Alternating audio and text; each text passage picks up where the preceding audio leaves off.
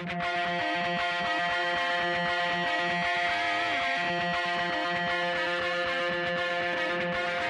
listening to the Roofing Success Podcast, a show created to inspire roofing contractors to achieve optimal success in their roofing businesses. I'm the host, Jim Moline, the co-author of the book, Internet Marketing for Roofing Contractors, How to Triple Your Sales and Turn Your Roofing Website into an Online Lead Generation Machine. I'm also the co-founder of Roofer Marketers, the digital marketing agency for the roofing industry. On each episode, I'll be sitting down with industry leaders to talk about their processes, the lessons they've learned, and how to find success in roofing.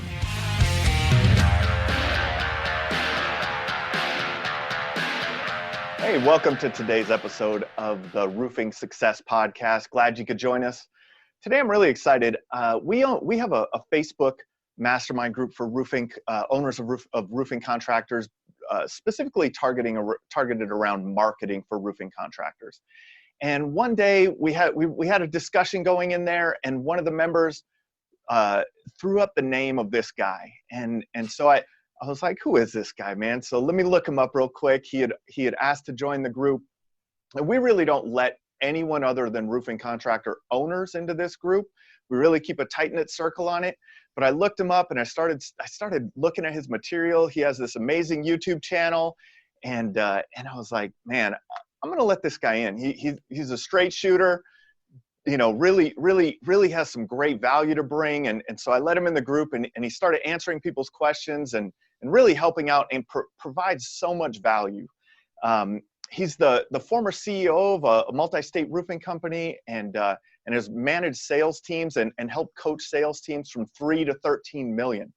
And so really excited to have him on here today. We're going to be talking about, you know, the lifetime value of a client and how important that is. And it's one of the things that people really miss when they're, you know, a lot of contractors miss when they're going out. They're just thinking about that one sale.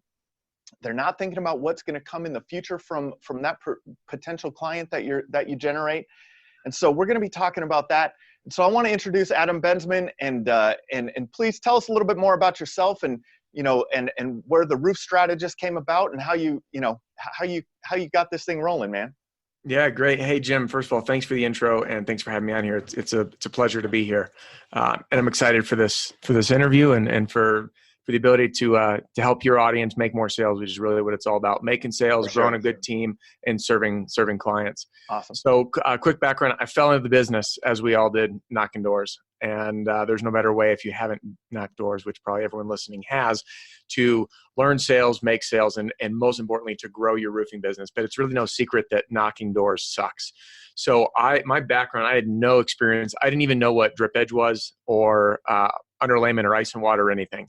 I was broke as a joke. I was earning about $19,000 a year. Couldn't afford gas to go see family. So here I am in my early 20s. I had to call my mom to ask her if she could fill up my gas tank in my truck so I could go in for Easter. And that was my breaking point. I said, I need to change. And right as that happened, Madison, Wisconsin experienced a hailstorm. So I interviewed, got a gig with a company who, you know, as most guys listening to this channel knows, it's not hard to get a job in sales in this world, because so many people are willing to give you a shot, because there's no real risk to the company. So I chose a company whose owner I believed in. His name was Jesse, and Jesse's a great guy. We're still friends to this day. And within my first 8 months, with zero training, I had the same quote unquote training as everyone else. I walked into an office that had just got set after a storm. I was given a 3-tab in a dimensional shingle board saying, this is what's what. Here's some material, go knock doors. And I didn't know anything. So I go out there, I got my teeth kicked in. I had zero sales experience and zero experience in the roofing business. And I got lured in with the idea that you could earn 6 figures in this industry. And I said, that sounds amazing. I don't even know what that means. Yeah. And within my first 8 months, I was about 6 to 8 weeks late on the storm. And I generated $1.4 million in sales, which resulted in a pretty healthy income for myself as a rookie guy. Nice. And sold my first commercial project while leaving the gym, all sweaty in my gym clothes, and blew it up. And fast forward 2 or 3 years, I was a COO of a multi-state, really, really high-performing company with offices all over the Midwest. And I was the one in charge of all of our marketing, training our sales teams and setting offices. And I created kind of the franchisable model, so to speak. So that way all the offices, instead of working on their own structure, I came in and helped create systems and processes so there was uniformity throughout the business. And then after that, realized my real passion was in the sales side. So I branched out and have at that point was consulting with companies, as you mentioned, from 3 to 13 million all over the US and Canada. I've been out on site training sales teams and have developed, tested, and proven my own marketing material, like print out, in person, very different from your world. You're in the digital world. Mine was in the 2D old school world, which still works. Yeah. So that's the quick and dirty. And my role with the consulting side was to help hire, train, and retain highly effective sales teams. And in that process, obviously, was doing a lot on the sales and marketing side, teaching the communication tactics and understanding how to differentiate a company to win from the competitors. Awesome, man. And I think that's where, I love the value that you provide in that aspect and really showing companies and salespeople how to differentiate themselves.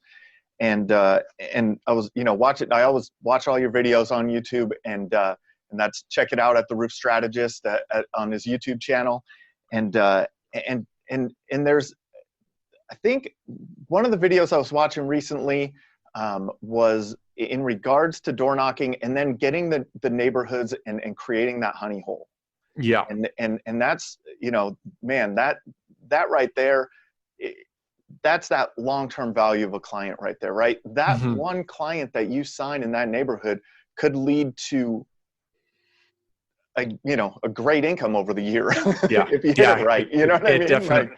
Like, it does. And most the shame, the reality is, so I've run sales trainings both in office and virtual for teams across the US. And I started this strategy when I was running a sales team of 23 guys at the time. Okay. Which for some people is a lot. For other people, there's a guy on the YouTube channel that just said, "Hey, I love this. I'm sharing it with my 200 person sales team." Yeah. I could not imagine running 200 people and having a life. I would have no hair.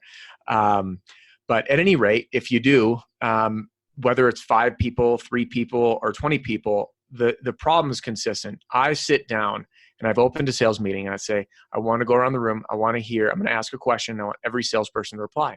How many referrals did you ask for this week? Yeah. Okay. You'd be amazed. First of all, you either hear crickets, there's nothing that happens, or you hear like 1, 2, like, guys, these people have already chosen you. This is the easiest way to earn more business. For sure. And I'm sure everybody that's listening says, well, I have a referral program, right? Because every roofer does. And I'm going to challenge you or everyone listening to reevaluate the referral program, because chances are it sucks. And I can make that claim because I've talked with roofers all across the country. And I'm going to guess that your referral program goes like this. Or do a little role play. So, hi, Mr. Homeowner. I have a referral program, and here's how it goes. You tell me about someone that I can help.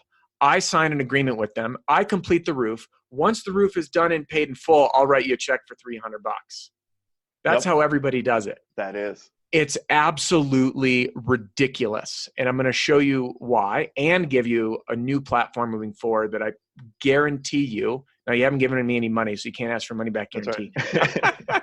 Although all my stuff comes with a money back guarantee. But this I promise will work.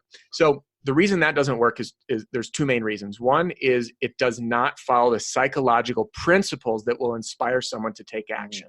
Yeah. So if I'm telling you I'll give them $300 at some point, maybe in the future, no one's going to do it. Yep. So there's a referral, a psychological principle called PIC, P-I-C, positive, immediate, and certain. For me to sit down, it's my job when someone already likes me. What's the number one reason I'm asking for referral? You just want names, right? Yeah. You want more appointments. Yeah. Yep. So why not incentivize for the appointment? It's up to you, meaning if you're a sales rep listening or if you're an owner listening, it is up to you to close the sale, not the homeowner. Yeah. I'd rather have them dump me like their entire Rolodex, right? So that means it's positive. So I can say, hey, I'm going to give you a reward if you give me a name. It's immediate, meaning I'm going to pay you now, right? Not later. And I like to use the analogy like if you were trying to teach your child to brush their teeth, you're going to do something right after. Brush your teeth and then you get this. Not like if you brush your teeth in a week from now, I'm going to give you a chocolate bar. That's right. Right? It's not going to work. So positive, immediate, and then certain. Certain meaning it's not yes or no. You know, the old referral programs, what am I going to send the guy like 10 names and then I may or may not get paid? May or may not. Yeah. We don't want that. We want them to know that they're going to get paid. So my referral program, how I run it is I pay $25 per appointment that I set. So if they say, hey, I have a sheet in my pack that I provide to people. If you're interested, go on my YouTube channel. You can take a look at it, all my stuff through there. There's links for all my material. But I like to provide a printout, and I sit there. I have a body language trick I teach on my YouTube channel that you can, if you just search referral on that channel, you'll see. But when you do this and you say, hey, who do you know that I might be able to help? All you do is you get names and phone numbers. Say, I'm going to call these folks up. I have a call script that's also included. So you say, hey, you were referred to me by this person, and I'd like to set an appointment to chat about how we can help you and how I can help you do the same thing that I helped Peggy do.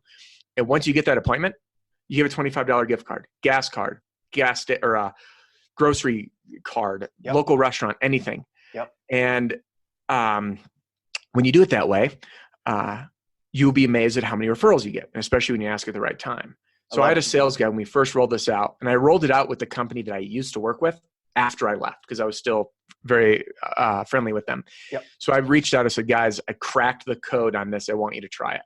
I have a picture of one of their salesmen who generated 8 referrals from one customer with 100% close rate.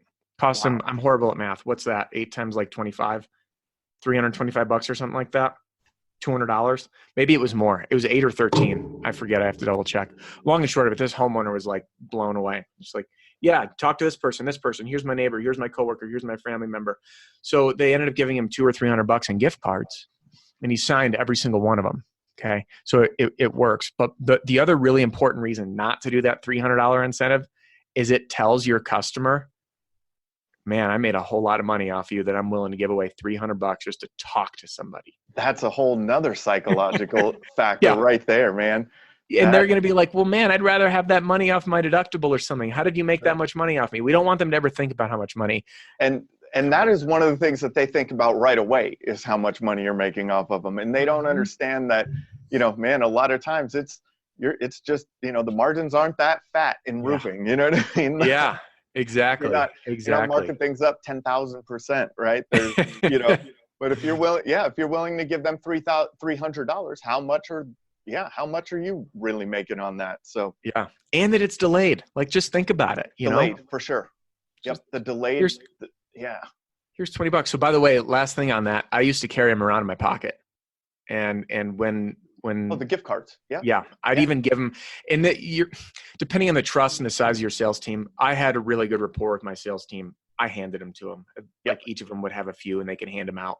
And the cool thing too is you don't hand them it just for the name. You hand it to them right after you get the appointment set. So if they walk you to a neighbor, give it to them. And the cool thing is when you either show up to hand the gift card over or you mail it, remind them again, hey, there's no limit to participation. This is how I've grown this business. And we believe in providing just rock solid service. And if there's anyone that I could help, I'd love to help them. All I ask is just an opportunity to chat with them. It's up to them. If they want to work with me, great. If they don't, it doesn't matter to you. It's my way of saying thanks for the opportunity to talk with somebody. For sure. And it adds that into that conversation, and it's a systematized approach. And that's where I think a lot of people miss out on that. A lot of contractors will miss out on putting this into their process, putting these nuggets of information into their process. Hey, make this part of what you do every day, whether it's, asking for the referral, asking for reviews, all of these types of things that it kind of becomes this willy-nilly thing. You go out and one sales presentation is one way, another sales presentation is another way. This, formatting it and making sure, and it also makes sure that your team is doing it, right? It's part of the process. It's a step in our sales process. And that's a huge deal right there, just to make sure that you're getting the ask. And it's not an ask anymore, almost, right? It softens that ask, right? It's a gift for them. Yeah, for sure. When you said that, making it part of the process, most companies out here and I still believe in paper and pencil. This industry is a little old school. Yeah, you need to use digital, but there's nothing quite like taking full advantage of the opportunity when you're face to face with a customer, when you're inside their home. So most folks are using folders, right? So you've got your paperwork inside a folder that's usually got your logo, your company name on it. And there's preloaded packs that we have ready to, once we sign the deal, we're leaving that information with the homeowner or the property owner. And I like to insert that referral incentive program inside there because it then trains the team. This is part of the process to go through it. And then I don't know about you, but when I train teams, I wanted them to get that folder out every time I got back. Oh, let's go through. That way I can put all the paperwork in one place. We know where it is. And we train them. When you sign the deal, ask for referral. Day of production, assuming it doesn't go to hell. That's right. I hated production days. It's always something, right? Ask for referral. When you clean up and they're happy, ask for referral. When you pick up the final payment, ask for referral. Yeah. So those are your 4 opportunities. You know, when you sign the deal, some people, if I know that they're not quite, we've all had those deals, right? Where people don't love you out of the gate. You sign the deal, maybe wait, but definitely when you get that roof approved, if you're doing an insurance claim, those key times, whenever you've done something for them that makes them feel good, ask for the referral. It's that simple. Sure. But I say minimum 3 times. If you're serving 100 customers, that's automatically 300 referral requests. It's a numbers game. You're going to get them. And if you're not asking, you're missing out. That's right. For sure. And we spend, like you mentioned the digital side, like, you know, we're on the digital side, and we spend so much time and effort in trying to make that customer know you, like you, and trust you from what they see online. Man, when you get in front of them, it's so much easier, right? You're already, you're 100 times, you know, 100 paces ahead already. Then, you know what I mean? So, and getting through that ask. Now, in asking for the referral, I saw something unique in a couple of your videos about, you know, first thing is the yard sign. So let's talk about the yard sign. I think most roofing contractors are doing this. If you're not, you're missing out. But, you know, getting that sign in the yard, you know, the advantages to that, and then the system that you use around getting that, you know, the tips and tricks around just having, not just having the yard sign in the yard, but what else can you do to generate more business from that? Yeah, great question. So staking the yard sign is such a powerful thing. There's a very rare exception that I didn't stake a yard sign. And that was if I was opening up a neighborhood that no one had noticed yet. I didn't want to be the first one sometimes because it was kind of my secret little spot. And I wanted to wait till more. Now, that being said, I helped one of the sales guys that was working for us. His name's Lonnie, and he was a freaking stud. What's funny is we almost had to let him go because he did some really stupid stuff. And then once we reeled back in, he became our number 1 salesperson and number 2 the next year, and staked, what was it? I want to say 40 homes in a 6-block perimeter in a little neighborhood. You just drive by and it was just like our yard sign blanketed, on repeat, and it was great. So once you get the yard sign staked, what I always like to do is immediately canvas the area. Now everyone says, oh, you got to get the 6-pack, right? The 2 houses on either side and then across the street. I always said, why stop at 6? 12 sounds more fun. That's right. Hit the 12-pack. Now, the way I do that is I use this opportunity on a few ways. One, the minute I sign it, I'm going to make door knocking. I always joke, you got to make door knocking suck a whole lot less because it's not fun. Now, there's nothing more fun than seeing dollar signs on each door you knock saying this might be a commission. But the minute that yard sign is staked, I make sure I'm not going to go anywhere else. I'm going to hit the neighbors. So now I can name drop. I'm working with Peggy. I just left Peggy. I was just up on a roof. We did X, Y, and Z. And I know you're in the same neighborhood. I'd love to just take a look. And then I use my line, which you'll see in the YouTube channel. Do you have any objection if I hop up on your roof for a quick inspection? Now you'll notice to say, do you have any objection? Because I'm looking for what we call a negative agreement. If someone shows up at your door and they're going to ask you for something, everyone's knee-jerk response is what? No. But if I can get that no to mean a yes using a little trick, do you have any objection? One, it softens that up because you're not sounding aggressive, for sure, which is the most important piece. But the other piece is when they're naturally wanting to say no, they're like, no, that's okay. And the take rate when I shifted to that approach has been mind-blowing. It's really important to get it right. Soften your body language up. I've seen people do it wrong where they get right up in the camera. Do you have any objection if I hop on the roof? I'm like, whoa, calm down, bud. Calm down. Being out with canvassers, training them firsthand. So that's the first thing, is going to knock doors. When no one is there, I'm a firm believer in multi-touch marketing. You can't, everything like what you're doing in the digital world the team needs to know what's going on. So you're using the same language, 100%. the same offer. They can reference, you might have seen us here. If you've ever jumped on Google, you'll find our name. You'll see our reviews. All this needs to go hand in hand. They're not separate. So I go knock the door so I can name drop. So it's way easier. If they're not home, I leave some literature on the door. I have literature that I provide. It's in my pack. There's a variety of different flyers, which I'm going to go to and why to do it. I'm not a big believer in the traditional door hangers. All these roofers buy the same garbage. The same thing. Yeah. Little door hanger. And the minute someone sees that, it's like someone was on my doorstep and it's just a piece of generic marketing material. They all say the same thing, right? A+ Better Business Bureau, been in business for so many years, licensed and insured, free inspections or free estimates, call now. Yeah. It's all the same. Same thing. So what I like, all my material, you print on white paper. And it's done like that by design because it feels personal. So it's a little note that explains the process, right? So you hang that, and then that way, when you go back for production the day before, you can hang another letter that says, hey, listen, we're doing an installation over at this house. This is simply a courtesy. If any debris or anything comes in your yard, you call me personally. You put in your card. You look like a hero because you not only are respecting the property, but you're respecting the neighborhood. I love it. Noah, this is a technique so many people overlook, and it primes everybody to kind of as like a warning, like, hey, it's going to be loud, because we know it is. I did a commercial project, and I remember it was like a nightmare on production. I had the tenants calling me nonstop. I had the neighbors, you asked, oh, they're roofing at the worst time. I'm like, we're abiding by the town laws of when we can show up. We stop on time. I'm on site making sure it's clean. So we hang those up.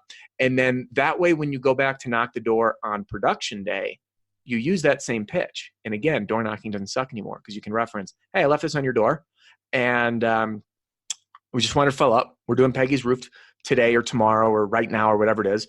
Here's what we did. Here's what we can do for you. By the way, if there's any debris, you call me personally. And I would do this. It was almost, I hate to say it, but it's almost like an act. Like I'd go there just as this courtesy thing. And then I'd turn away and I'd turn back and I'd be like, by the way, have you had anyone look at yours yet? So it doesn't seem super pushy, even though it's by design. So it's like, I want them to know my main reason is courtesy of being there. But then as soon as I turn away and turn back, it's like, hey, while I'm here, do you want me to hop up? And it just, I don't know what it is, but that little turn your back and come back makes them think like that you're just not there to push. You're not being pushy. For sure. Exactly. Yeah. And then once you get that yard sign, now you got two names to reference, and you rinse and repeat. Go knock. I signed this person. Here's the flyer for production. Here's the flyer after production. Boom. And now before you know it, you're going to pop that neighborhood wide open. You ask for the referrals from each one, ask specifically about the neighborhood. And when you do this the right way, when you talk about opening up our honey hole, most people, honey hole is not, I'm not the first guy to say this, right? In fact, I didn't coin the term. I heard it from whoever I worked with. But the limiting factor when you're selling is time. Even the worst salesman could sell and sell and sell, but then there's time to and from job site. So if you can be smart and work that neighborhood and you're in that same neighborhood, it's going to spread like wildfire. That's awesome, man. That's so important. And the being in the neighborhood and being courteous, right? That's something, especially we have contractors that we work with in a lot of the hail in the hail belt, right? Where storm damage is the biggest thing. And every time that there's a big storm that came through here in Minnesota, there was 250,000 roofs in two storms that came through. So, I say it's almost like the salesman just parachute in, right? You could just see them coming down and they're canvassing the neighborhoods and there's all these kind of, some not so ethical sales practices going on. And that's a way, and people can feel that at their door, right? They can feel that person at their door when that person is knocking on their door. They're coming with the generic material, like you're saying. They're hard selling these pitches.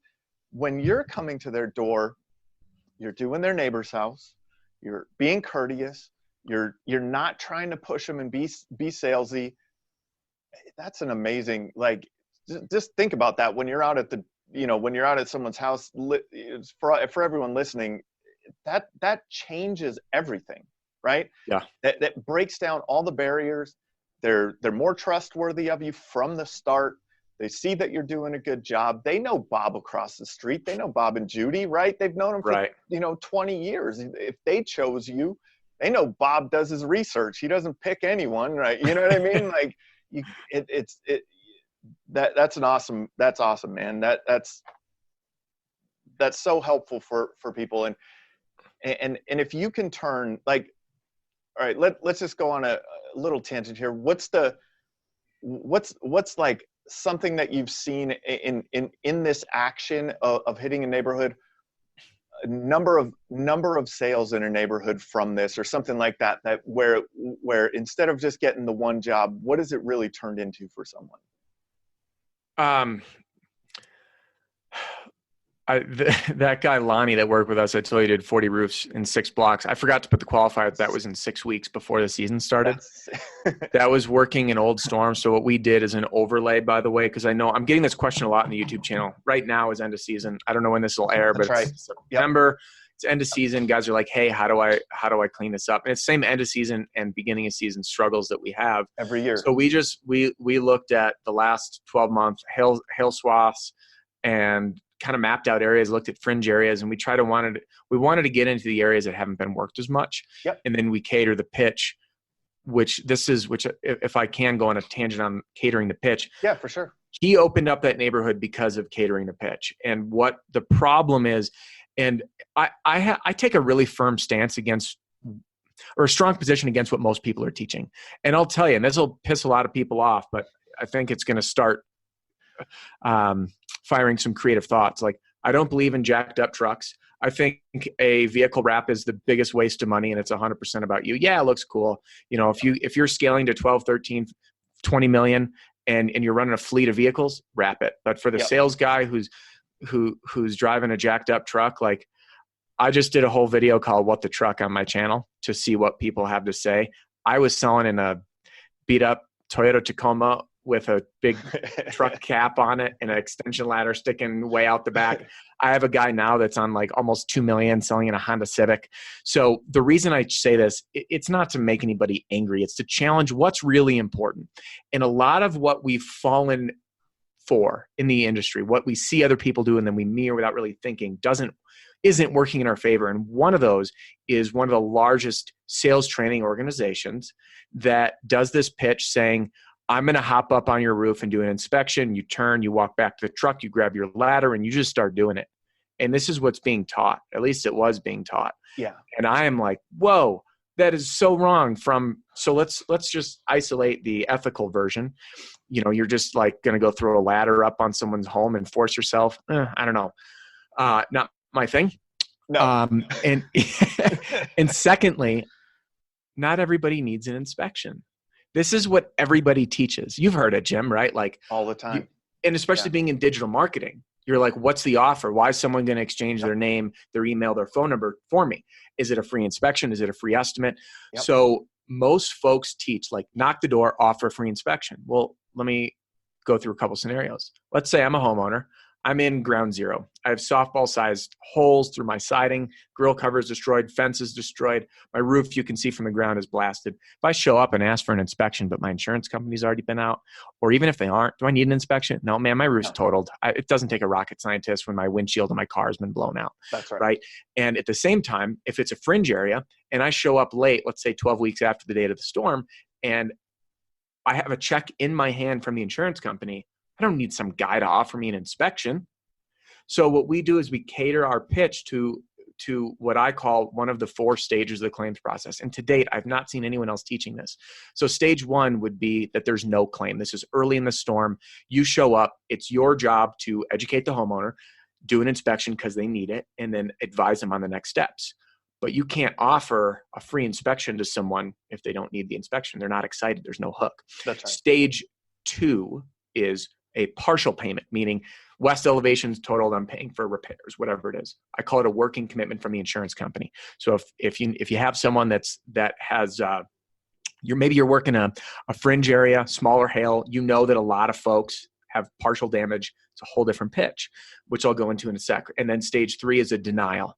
You're working an area, or you know, we've all seen it. A roof gets denied that should have been approved. Yep. You need a pitch for that. It's not like, oh, I have a free inspection. I don't need an inspection. My adjuster already came out. He said I had no damage. Well, we all know that doesn't mean much. Yep. And then the 4th stage would be there's a check in hand. They've been paid. So what I teach, and I go into this in great detail on the channel, is how to identify. You got to alter your pitch as the storm sales cycle progresses. First 12 weeks, you're going to be leading with that free inspection.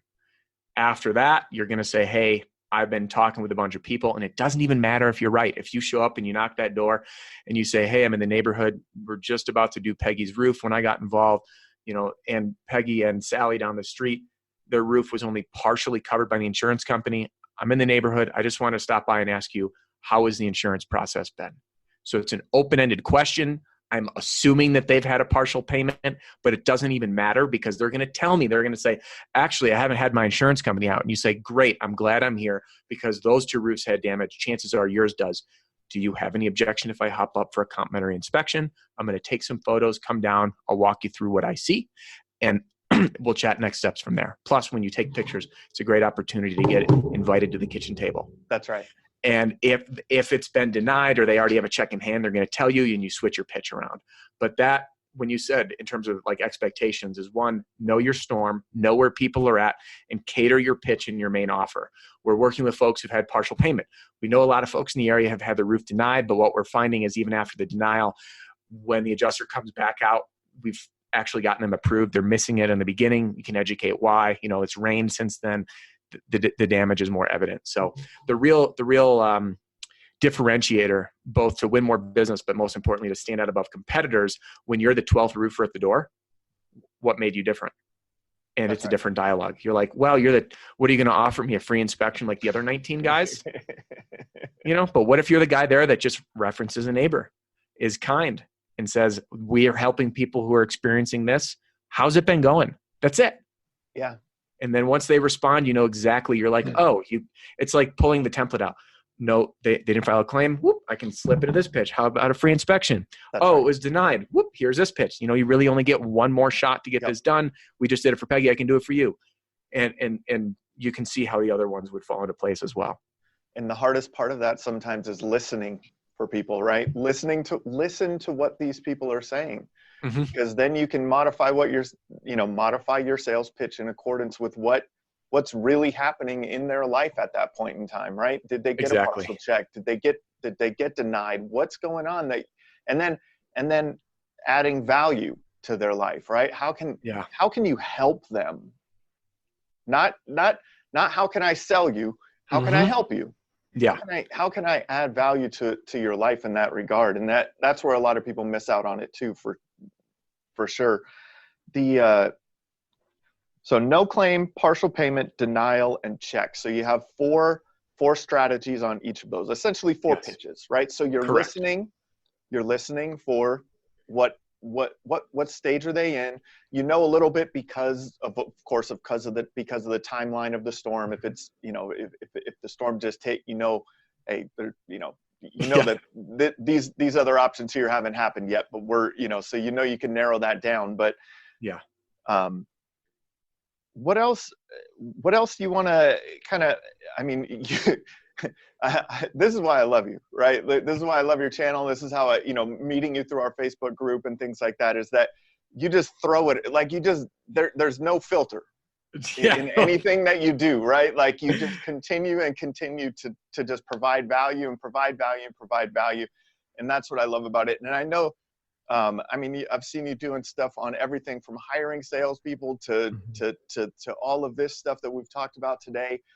Let's go into this. What's another irritating thing that other people are getting taught that you're like, hey, if there is anything, like it sounds like there's a few things that irritate you about some of the ways that traditionally roofing salespeople have been trained. What's another one, man? What's another one that you could go into and say, hey, man, I hate that people are doing it this way. Here's a better option. I'm glad you brought this up, because I have a firm stance on this. And the reason I don't have a filter anymore, this is slight tangent here. The reason that my YouTube channel is free is when I was a consultant in the industry, most of my clients invest anywhere on average between $35 and let's say $70,000 to $80,000 with me for one-on-one consulting. Yep. And I found that the real people that I personally felt fulfilled helping was the guy that needed it the most, which was usually the salesman or the owner. Yep. Not all owners could afford my rates, and they were usually the ones that were getting started or that were running lean. And I said, you know what? I'm going to do something no one else has done, because everyone's gates their training. They say, you got to pay me a premium to access my genius. I've done it opposite. All my training's free. If people want to use what I use, I provide that. You're welcome to purchase. It's wicked affordable. My most expensive product is like $247. And I have new sales guys using this stuff. So the reason that I take such a strong stance is because I think it's really silly how people are trained. So to answer your question directly, it's pushiness in sales. There's two things people do in sales. I have no idea why they drink the Kool-Aid. You've heard of the one-legger? No. Have you ever been sent on a one-legger appointment, meaning just the wife is home, not the husband, or just the husband, not the wife? Yep. So in the internet world, especially you see the Facebook groups, any sales group, they say it's a one-legger. And I'll never forget it. I was at my house, my old house, and I wanted to get a security system and call up the security company. Sales guy shows up. First thing he says to me, he goes, hey, is your wife home? And I said, no, she's at work. It's just me. He goes, they just sent me on a one-legger. I'm like, get out of my house. Are you joking me? You said this. So I just saw the other day on one of the other Facebook groups. I know there's a bunch of these roofing Facebook groups. And one of them was like, well, how do you handle a one-legger? And I was like, send me the one-leggers. I freaking love one-leggers. And the reason for that is I personally, and everyone's got their sweet spot of like who they're really good with, whether like I'll get Lonnie, for example, that other sales guy I was telling you about, absolute stud with like a blue collar working class homeowner. He would close those left and right, where I wouldn't, if a lead came into the office, he would not have been my first choice to go send to like a $5 million house, some fancy rich white collar guy. He just doesn't speak the language. And I do well in that world. I also do well selling to women. I'm gentler. I'm not huge stature. I'm not intimidating. I just have a gentler, I guess, impression I make on people where another guy that worked with us was literally a bodybuilder, huge dude. And some women loved him because, he was all muscular, and other people were intimidated by him. So everyone's got their sweet spot. For me, the one-legger was great because it was just one person to pitch. And I didn't leave. I didn't want to come back because I knew if I could win them over, I won half the vote already. All I had to do was follow up, come back when the appointment went to set that follow-up, and then work directly with the other significant other, the other spouse, whether it was the husband or the wife. So to me, a one-legger is actually an easy deal. And I would do this. So I would show up, I would do my pitch, and I would always end every appointment or every phone call with a preset date and time for the next point of contact. Because following up, if you suck at sales, I sucked at sales, by the way. I seldom made a one-call close when I started, and I still did 1.4 million. And that was years ago. 1.4 million now is probably okay, but not great. Back then was like a slam dunk deal. For me on the one-call close, I go get there, I pitch the mom, the dad, the husband, the wife, whatever. And then I say, here's the deal. I know you have to talk to your partner about this. So what I'd love to do is give you a friendly follow-up call. And then let's set a time for me to show up again. I'll answer any questions he or she has. We can talk next steps. How's that sound? Great. Perfect. So I always keep a pen. I don't have one on now because I'm in my office, but I keep a pen here. I'd pull it out. I'd blade my stance. I look at my paper. I do not make eye contact. And I say, when's a good time for a friendly follow-up call? So I'm not catching you in the middle of dinner or something. And I wait. I set the expectation that it is a friendly follow-up call, not me calling to badger, because that's what All the sales systems is like, are you ready to move forward yet? Yeah. Are you still interested in doing your roof together? And it's all these like close-ended objection handling things, like looking for the yes or no. BS, man. Just call up and be nice. When you set the expectation, this will be a friendly follow-up. You say, okay, great. Tuesday. When's a good time on Tuesday so I'm not catching you in the middle of dinner, putting the kids down to sleep? Oh, 3:00? Perfect. I will call you at Tuesday at 3, or I'll show up Tuesday at 3. That way you have a date and time set. You're not going to end up in the voicemail loop. When you make that call, it's very easy open. Hey, it's Adam, the roof strategist, with a friendly follow-up. And then now I reference something about our appointment. When we were sitting in your front yard talking about your roof last Wednesday. Did you get a chance to speak with your husband, with your wife, with whoever yet, or whatever their objection was, whatever they're waiting on? And then now we say, great, when would be a good time for me to come by? So I guess the first thing is the one-legger, the fear of the one-legger. I would just go out and I would hit neighborhoods that were more affluent, and I knew that had a stay-at-home mom or dad because I loved it. Yeah. And then the second thing is the pushy close. I think the pushy close is the least tasteful thing. Don't get me wrong. You have to ask for the business. This is sales. But the cheesy, are you ready to work together yet? Is there something you'd like to do with the, like, all the subtle cues they teach you, like to nod to get the yes? It's garbage. Yeah. You know, I do a whole thing on my favorite close, the if then. If I can get your roof approved, and if I can make sure that, you know, whatever their objections are, your garden's protected, and I can make sure that we keep price within your deductible, if I can do all that, does it sound like this will work out? You'd like for me to move forward with your roofing project? Yes, great. And now we slide over to it. So I guess the two things, again, just to recap, the one-legger I think is an incredible opportunity. Now, some people may disagree, and that's okay. But the proof's in the pudding. The proof's in my pocketbook from how many one-leggers I sold. Yep. And then two would be how to follow up and how to ask for the business without doing the pushy things that the very dated 80s sales tactics. Yeah. And I know that I get that all the time. My wife is always looking at, hey, our deck is getting a little beat up. Let's call someone and get a quote. Our driveways, maybe I want to make our 3-car driveway a little bit different. Let's get a quote on that. And she will not, she's like, if you want to come out and do an estimate, come out and do an estimate. She's real honest with, hey, we're maybe looking in the next 2 years or something. So make a choice if you want to come out or not. But it's so funny, the people that come out and badger her about that. Well, is your husband here or is that? And she's like, no. And if he's not here, it doesn't matter because I can make a decision. And you will get that every now and then, right? And it's opportunities. It adds opportunities. Yeah. So, everyone is looking for like, I don't know what it is, an analogy for it. Everyone's looking for the home run. Yeah, they are. Everyone's looking, when we deal with it on a daily basis where it's like, how many leads can we generate for our business? Well, how many, what's your closing percentage? Well, we want to close 100%. Well, that's not, of course it's not going to happen. But then also back to what you were, what you've kind of focused on a lot in this is you have a process for that. Yeah. Right. You're not just going in and doing this. You don't have the same sales process with the one-legger that you do for the neighbor, right? Everything is slightly different. Now there's going to be overlap in those processes, but you understand what you're walking into. Yes. You understand what what the process that you can handle to manage that through the sale and to increase the odds of you getting that sale. So that, and in the follow-up the same way, exactly. Like people don't want to be sold to for sure.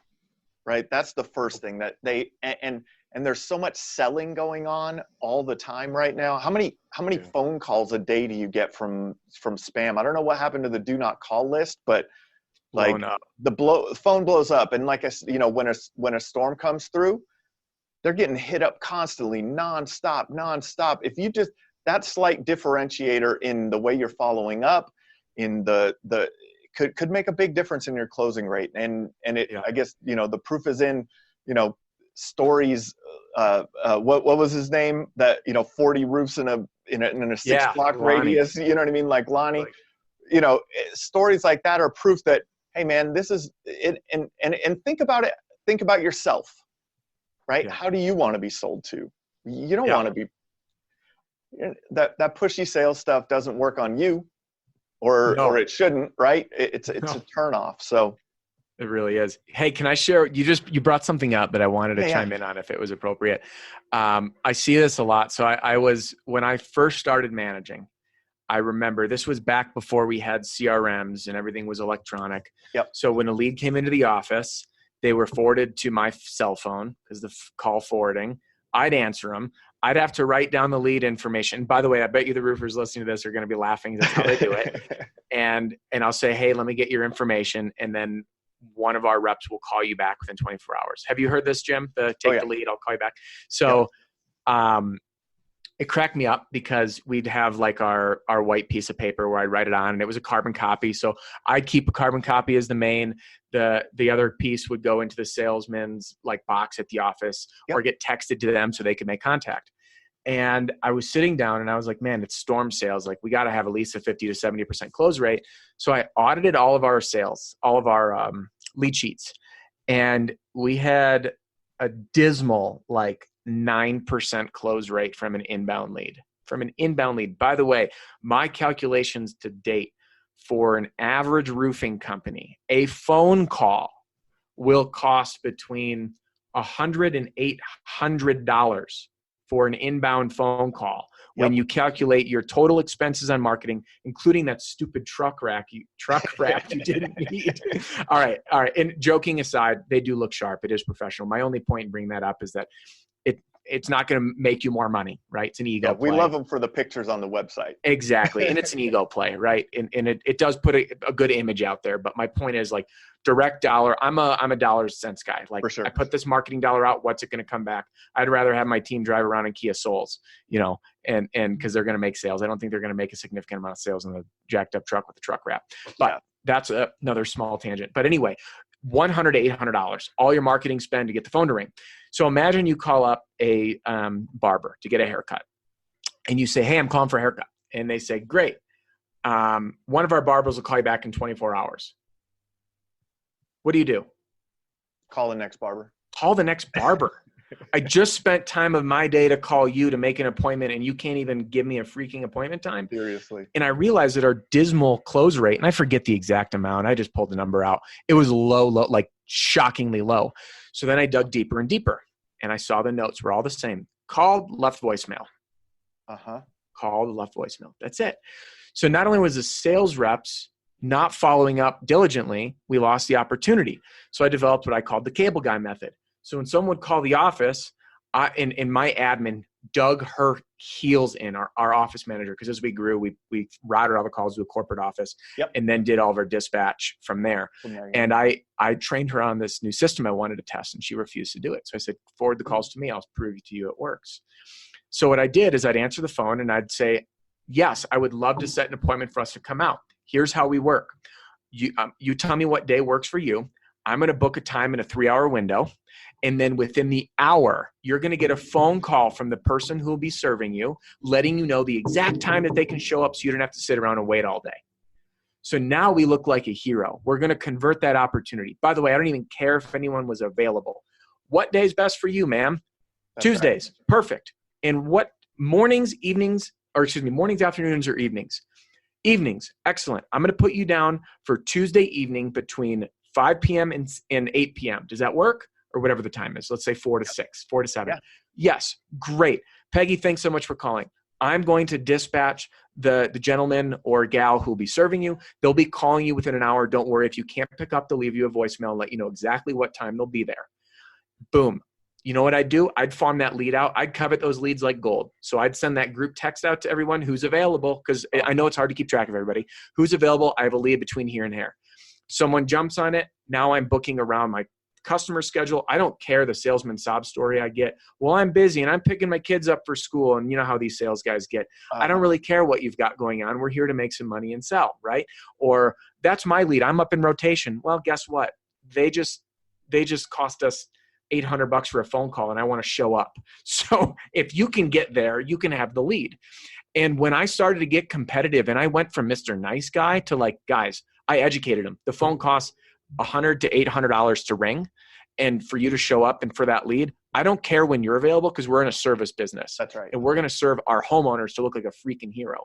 So when I started doing that, our conversion rate went from like single digits, like 10% and under, which I know 10% is not a single digit, but close enough, to about 70% because the appointment time, we didn't get caught in the voicemail loop. And the best part is when someone couldn't take the appointment, all they do is I'd say, hey, no worries, call them back. Because what's the worst? Hey, there was a scheduling snafu. I know you talk with Adam or Monica, whatever their name was at the office, and they put you down. We had a little snafu. I can't do this Tuesday. How's next? How's Thursday? Is there another time? But now in their mind, the appointment is set. It's set. And that's it. There's no voicemail loop. And so many roofers, we're too busy. I get it. We're too busy to look at the books and to say, well, I just want more leads. No, you probably actually don't need more leads. You probably need better systems. Then you need to layer on the leads because once you get those systems in place, you'll be booking leads. And what's cool when I helped a couple other companies roll this out, they were able to completely revamp their entire sales process, hire a team that ran adjuster appointments only, and then a production team. And the sales guys were completely free to run appointments because they had so many. And they just turned the faucet on their lead gen with a guy like you, Jim, and churn and burn. It was amazing watching them grow. And now one of them, I won't name names, I still follow him on Facebook. Believe it or not, one of the sales reps who I was out training and did some door knocking with probably 6 years ago just sent me a message on Facebook. And the owner of the company is all I see is pictures of his yacht parties. So he's doing well. He's doing really, really well using this stuff. So that's a simple lesson, right? The first simple lesson is answer the phone, right? Which is amazing. Whenever I have a client that's coming to me and they're like, hey, I'm not sure if this is working or not. We're running these ads and I'm not sure if it's working a lot. The first thing I do is I go to their call log and I look at how many of the calls have been answered. Number one. And I think we've had this discussion before that we have a cool integration in all of our web forms that it creates a phone call immediately. So someone fills out a form on your website and your office phone or your cell phone or whoever you choose to answer the phone, that phone is ringing. You pick up the phone, the customer's on the line, you set the appointment, and they don't go down the list. Right? Yeah. They're not moving on. As soon as you have that appointment set, they're not moving on to the next. They're not moving on to the next company because they hate this process. Yep. They don't want to talk to 5 salesmen, right? They want, and then if you have the attitude like you have it and the soft approach, now they're not feel like they're being sold. You're developing trust. You're building up your authority with them, and you're just, it's so much easier of a process from start to finish. It's just, and so get that on the books. And I love that the aspect there of, hey, we have 3 windows. Set the 3 windows and then figure it out. Yeah, doesn't even need. You don't even need to have anyone available. Figure it out. If like I had to go pick up my twin boys from school today, from preschool. They're 4.5. I had to go pick them up today in the middle of the day. And hey, maybe stuff comes up, right? That things come up. Reschedule, right? Yeah. It's not that difficult. People are more understanding of that than you not picking up the phone. Exactly. Right? And here's the other thing. Even if you frustrate them about the appointment time, that 1 in 30 leads that you frustrate is still a higher conversion rate than you trying this callback method. That's right. Right. And and by the way, when you told me when we first met and you told me about that integration you have for the lead form, it was the most brilliant innovation I have heard of in the digital marketing world, specifically for roofers. I was telling a few people about it. I'm like, did you have any idea? And they're like, wow, that's freaking awesome. Like, and just to reiterate for everyone that doesn't get it, when someone fills out that form, your office phone rings. So like, let's say I'm running a PPC, pay-per-click campaign. Someone clicks, they say, yeah, I want a free estimate or free inspection or whatever it is. Your office phone rings, you answer, then it automatically dials out and is connecting you with the customer. So they're connecting you on the phone within 2 minutes of filling out that web form, which by the way, seconds. how fast? It's like 20 seconds. Yeah, 20 seconds. And what's crazy, I spend a lot of my world in the digital marketing sphere as well.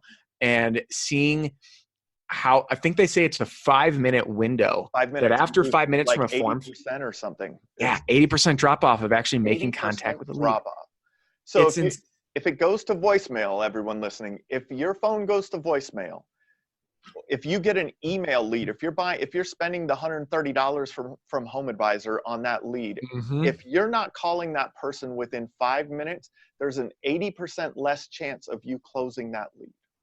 Even getting contact with them. Even making contact. Exactly. Yeah. Even making contact with that lead. So take the opportunities that you can. And that I think that's a good place to maybe wrap this up is to take the opportunities that you can, right? So we started off talking about long-term value of a client. And, once you sign that first customer, working the neighborhood, going after the 12-pack versus the 6-pack, it's a lot more fun, right? It's a lot more fun to have a 12-pack, not the next day, but, going after the neighborhood, getting these signs in the yard, having a great approach to getting to these people in the neighborhood, all the aspects of the soft closing and the soft approach with everything, and then into, hey man, pick up the phone, because that's where it starts with, right? Pick up the phone or get out there and start knocking on doors. If you want business today, there's been a storm anywhere in your area, get in the car, get in your Civic or your jacked up truck and get out there and knock on a door, right? Yeah. Let's and pick up your phone and make sure that everything is happening. Man, I really appreciate you being on here today. Adam Benson, the Roof Strategist. Anything else you want to leave the people with? Your social media, everything else? Yeah, let's do this. Before I leave people with where to find me, I want everyone to just leave with this one takeaway. This business is all about service, and we overlook it with a hunger for sales and unfortunately a lot of times greed, because there's a lot of money to be made. But be you and take care of people. When Jim, you talked about answering the phone and getting in touch with people, the biggest mistake I see owners making is thinking that they're super important. Well, I'm too busy. The phone's ringing. I'm on a roof. I'm doing this. I'm doing that. Yeah. No one cares. Your clients don't care about how busy you are. All they care about is how you make them feel.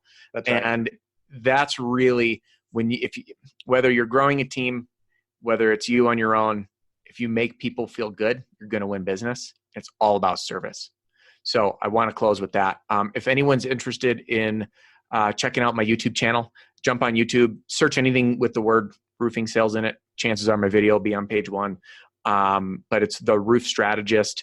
If you want to find my channel, everything's free. You'll find playlists there. I just started a 30-day sales channel, so you can opt into that. And you'll get a bunch of videos to walk you through how to identify your sales goal. And if you are an owner that wants to hire and grow a sales team, I have an 1.5-hour long training that is the compilation of roughly $70,000 worth of one-on-one coaching and testing I've done, compiled into a free training. And then you're welcome, if you want any of the material from that video, like the hiring ads that I've written, that's all available. And I make my stuff easy. You download it, comes to you instantly. You fill in your information, you click print. You're using my hiring ads, you can use my marketing material. So it's all on my YouTube channel. And again, there's no obligation. I'm not going to push you into a sale. I'm going to say there's free information. If you like it, it's there for you. If not, I promise you'll walk away with stuff. So Jim, thanks so much for having me. This has been awesome. This has been the Roofing Success Podcast. Have a great day. Thanks.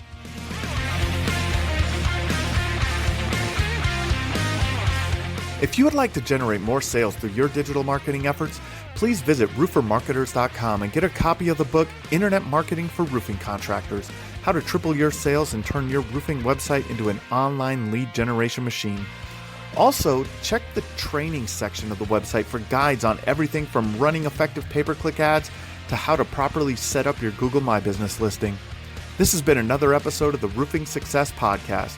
Thanks for listening.